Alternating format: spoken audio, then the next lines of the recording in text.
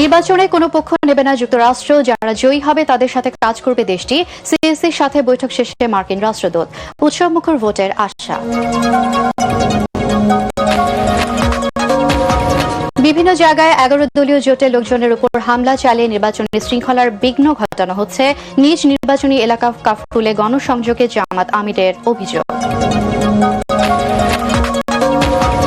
মানুষের অধিকার আর কেউ যাতে কেড়ে নেওয়ার ষড়যন্ত্র করতে না পারে সেদিকে সজাগ থাকতে হবে। মধ্যরাতে উত্তরা নির্বাচনী সমাবেশে তারেক রহমান।